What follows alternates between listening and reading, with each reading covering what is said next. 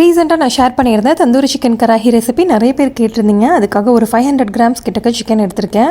அதை நல்லா வாஷ் பண்ணிவிட்டு 1 டீஸ்பூன் இஞ்சி பூண்டு பேஸ்ட், கொஞ்சமாக சால்ட் அண்ட் 1.5 டீஸ்பூன் கிட்டக்க சில்லி பவுடர் ஆட் பண்ணியிருக்கேன். லாஸ்ட்டாக ஒரு ஹாஃப் லெமன் வந்து ஸ்க்வீஸ் பண்ணி இந்த மாதிரி நல்லா மிக்ஸ் பண்ணிவிட்டு ஒரு ஹாஃப் அன் ஹவர் போல் அப்படியே வச்சிடலாம் மேரினேட் பண்ணி. நெக்ஸ்ட் ஒரு பேனில் 2 to 3 டேபிள் ஸ்பூன் கிட்டக்க ஆயில் சேர்த்து நம்ம மேரினேட் பண்ணி வச்சிருக்க சிக்கன் எல்லாம் 1 by 1 ஆட் பண்ணிக்கலாம்.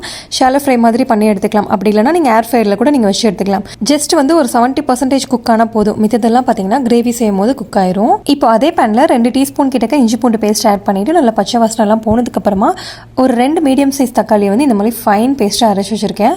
அதையும் இதில் ஆட் பண்ணிக்கலாம். இப்போ மசாலா எல்லாம் 1 by 1 சேர்த்துக்கலாம். ஆல்ரெடி சில்லி பவுடர் சேர்த்துருக்கனால 1 teaspoon chilli powder and 1 teaspoon மல்லித்தூள் அண்ட் 1/2 டீஸ்பூன் சீரகத்தூள், 1/2 டீஸ்பூன் பெப்பர், அதுக்கப்புறம் தேவையான அளவுக்கு சால்ட். நெக்ஸ்ட் ஒரு 3 டேபிள் ஸ்பூன் கிட்டக்க நல்லா பீட் பண்ணி வச்சிருக்க யோகர்ட் ஆட் பண்ணியிருக்கேன். இது கூடவே நம்ம சாலோ ஃப்ரை பண்ணி வச்சிருக்க சிக்கன் பீஸ் எல்லாமே ஆட் பண்ணிக்கலாம். அண்ட் லாஸ்ட்டாக வந்து கொஞ்சமாக கசூரி மேத்தி நல்லா க்ரஷ் பண்ணி சேர்த்துட்டு அதுக்கப்புறமா வந்து 1 டீஸ்பூன் கிட்டக்க கரம் மசாலா ஆட் பண்ணிட்டு நெக்ஸ்ட் தந்தூரி ஃப்ளேவர் வரதுக்காக ஒரு சின்ன பீஸ் சார்கோலை வந்து நல்லா ஹீட் பண்ணிட்டு அது கூடவே ஒரு டிராப் வந்து ஆயில் ஆட் பண்ணிட்டு லிட் க்ளோஸ் பண்ணி வச்சுட்டு அப்புறமா அதை எடுத்துட்டு கொத்தமல்லி போட்டு இறக்கிட்டிங்க அப்படின்னா சூப்பரான தந்தூரி சிக்கன் கராஹி ரெடி ஆயிரும்.